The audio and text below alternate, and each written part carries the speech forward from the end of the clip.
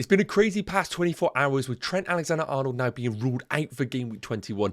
Jarrod Bowen now a major injury doubt alongside already Salah and Son missing this weekend. It is a lot to process, and in this video I'm going to discuss exactly what we need to do with those players. As always, make sure you do drop a like, aim for 200 on this video, and of course smash that subscribe button. Without further ado, let's get into today's video. So we've got to kick things off with that Trent Alexander-Arnold injury news because it came out of the blue. I've taken a quote here from the Liverpool press conference. It wasn't from Klopp, it was from the assistant manager. And he has said that it's not so good news that he suffered a little tear in the lateral ligament of his knee and they're expecting him to be out for a few weeks.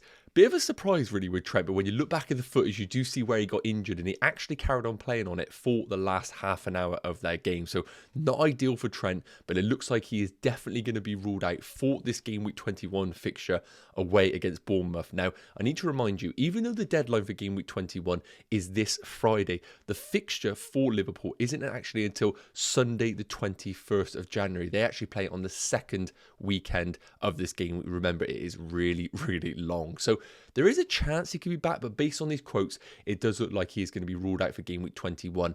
Game Week 22 is, of course, at home against Chelsea. I don't know why it's classed as an easy fixture, but that one there is on Wednesday, the 31st of January. So they have about 10 days after Game Week 21 fixture and Game Week 22 fixture, and this one feels really on the cusp. Again, based on the information that we have, there's definitely a chance that Trent could be back for that Game Week 22 fixture, but there's no guarantees. And the only issue about this is that if Trent's ruled out for Game Week 21, he can't recover for Game Week 22. The Arsenal game, which is in Game Week 23, is only 4 days after that game. So we could be in a situation here where either Trent misses one game or he could miss 3 games if it is going to be a bad injury, just because of the tight schedule between Game Weeks 22 and 23. So looking at this, based on the information, if you currently own him, I think if you can, try and keep him for Game Week 21. And then we'll hopefully get a bit of an understanding as we get towards the Game Week 22 deadline, whether he is available or not. I think if you do sell him, you are basically changing your team structure for the good. You're not really going to be able to go back to Trent after this point because you'll invest that money, no doubt, elsewhere into the likes of Erling Haaland. For me, I think I'm planning on keeping him, but I will discuss that in my transfer strategy. The other thing that we need to touch on, and we will do in this video, is the potential double game week for Liverpool in 25. Another reason why it might be worth just keeping Trent for one game week and processing a bit of information. But if you don't own Trent, you're definitely not buying him this weekend. So just when we thought the Trent news was enough, we ended up getting some news on Jarrod Bowen's injury. And this is taken from The Athletic, so a decent, source of information. And they've stated that both Jarrod Bowen and Lewis Paqueta, will put them in the same conversation, are expected to be out for an extended period with injuries. And if you come to the last paragraph here, you can see that he could be out for at least 1 month. Now, this is not ideal, especially with him being one of the most bought players going into Game Week 21. It really is of value for those managers to note that trying to hold off on early transfers is usually the best thing. So hopefully this is a lesson learned for a lot of managers that went early. Now, based on this article alone, it does look like Jarrod Bowen is going to be a massive doubt for Game Week 21. But again, I want to state that West Ham aren't one of those teams that actually play this weekend. They are similar to Liverpool, where they actually play next weekend. The official date of their game is Sunday, the 21st of January. So there is a chance Bowen could be available. And because of that reason, if you brought him into your teams, you definitely don't sell him. You just keep him, start him, and hope for the best. Now, the Game Week 22 fixture at home against Bournemouth, of course, a fixture you definitely want Jarrod Bowen in if you already own him, is going to be Thursday, the 1st of January. So again, about a 10-day period after Game Week 21. So based on these timeframes, I do think there's a chance that Bowen could be available for Game Week 22. So if you are an owner right now, I think it is fine to keep him, play him in Game Week 21, hope he plays, and then if he doesn't, at least you know that he could be available for Game Week 22. The only issue with Jarrod Bowen is, of course, if Lewis Paqueta remains out for West Ham longer than Jarrod Bowen, and we already know Kudos is out in the African Cup of Nations, and Antonio is injured, I think that diminishes Jarrod Bowen as an attacking option. So even though holding on to him is my advice, I don't know if he's actually going to be a very good attacking option over this period, just because he's losing so much creativity around him. If you're a manager that's looking to buy him, just forget about it. You are not buying Jarrod Bowen going into game week 21. Unfortunately, that has ruled him off the potential Salah and Son replacements list, but it is worth noting the status on him right now. So hopefully I've covered off all of the major injuries going into game week 21. If I did miss any, please do let me know in the comment section. Next up, we need to look at potential double and blank game weeks on the horizon, because yes, that is coming up. Massive shout out to Mikhail Topvan for this graphic here. It is quite complex, so I'm going to really kind of filter it down over a minute just to basically make it very, very simple for you all. So game week 25, the column going down, is a potential double game week for teams. And game week 26, the column 26, is potential blank game week. So those highlighted in green in the game week 25 column include Man City, Brentford, Luton, and Liverpool. And the ones highlighted in orange in the game week 26 are potential blanks. And that include Luton, Liverpool, Tottenham, and Chelsea. So why is this important? Well, firstly, the game week 25 double includes Man City, which is massive, and it doesn't look like they are going to blank in game week 26. So buying Man City players makes a lot of sense right now. The likes of Haaland and Foden are right up there as top transfers, and knowing that they will have potential double in game week 25, again, it's not confirmed, but it does look likely, then that gives us another reason to maybe replace a Son or a Salah with somebody like a Phil Foden, who's playing unbelievable right now. So we do need to note that the Man City double is on the horizon in 25 potentially. Brentford also, but I don't really feel like there are many assets right now that we want to go to. Maybe an Ivan Toney, but the fixtures between game week 22 and 24 aren't really that appealing for Brentford assets. Now, when we take a look at Liverpool, this is the big one right now, because I think we can comfortably invest in Man City and not really worry about anything right now. Liverpool are a bit more tricky because game week 25 looks like a potential double, but the reason why it might be a double is because their game week 26 fixture may get moved into game week 25 due to the Carabao Cup involvement. And for that very reason, it's why I think holding on to Trent and Salah could be a logical move right now. In game week 22, well, before the deadline, we will get an understanding on exactly what the game week 26 blank is going to look like. And also we might get an indication on how Salah is getting on in the African Cup of Nations. With that information, I think it's a bit more powerful holding on to those two for another week and understanding which one we need to sell going into this double 25.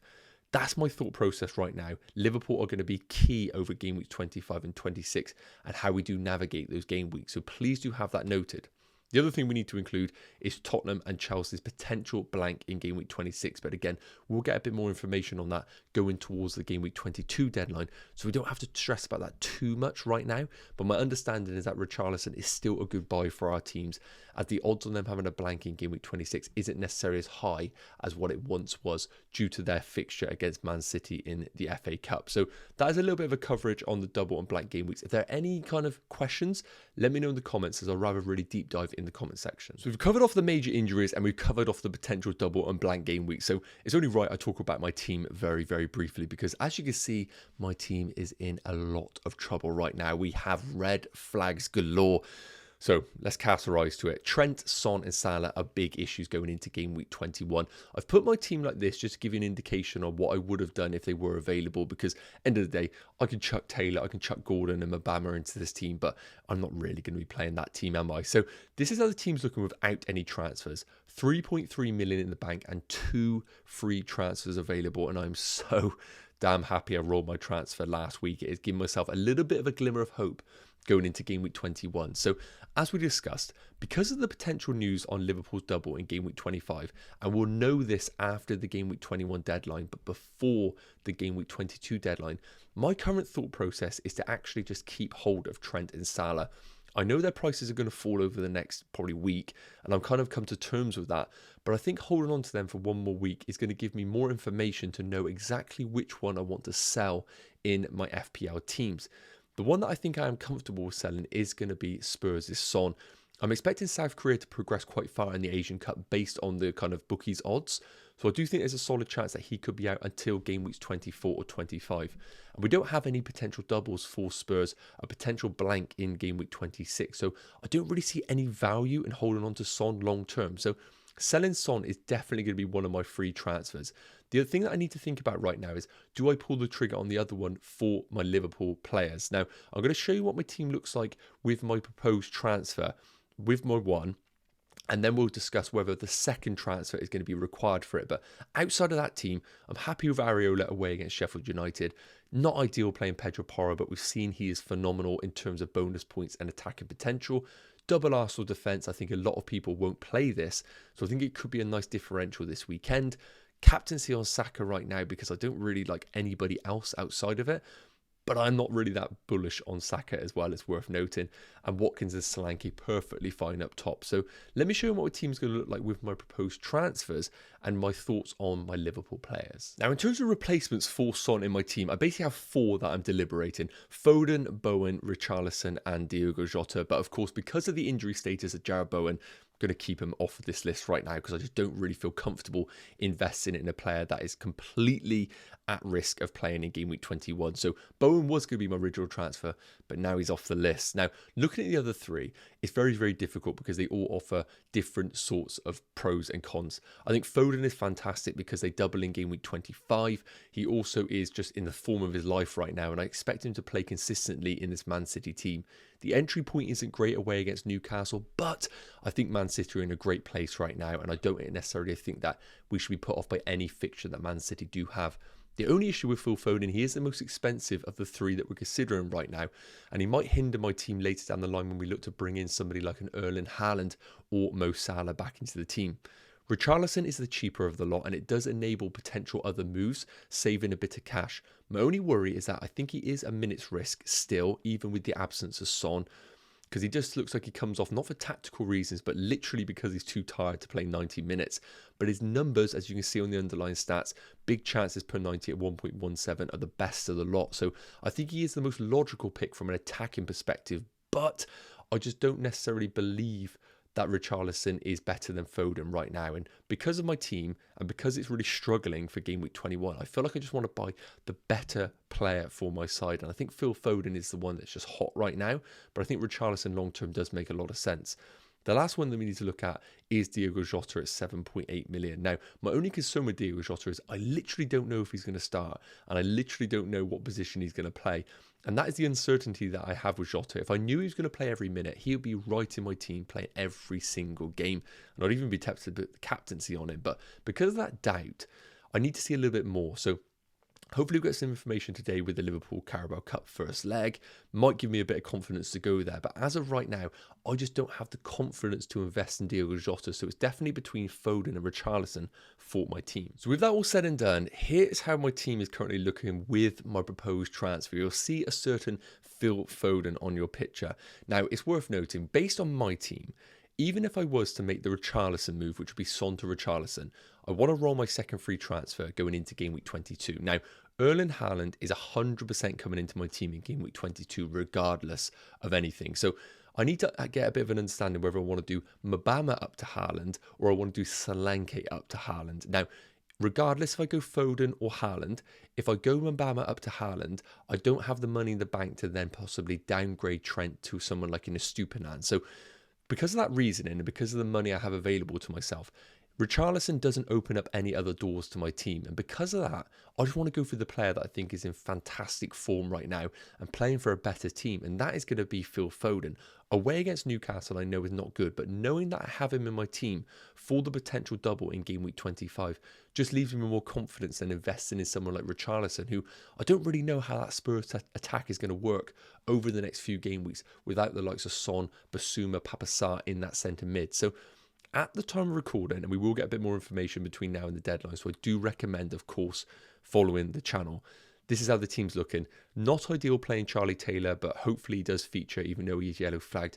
Not ideal playing Anthony Gordon at home against Man City, I know, but I think I'm just going to roll this team out. I think information is more important than transfers, and then roll the second one going into game week 22 where I can get a bit more information on what to do with my team. Yes, guys, okay, that's going to wrap up today's game week 21 updated transfer plans video. I really hope it provided some value. If you're still deliberating between the best Son and Salah replacements, I really recommend this video as I really deep dive into the best players to buy, so please do check that out.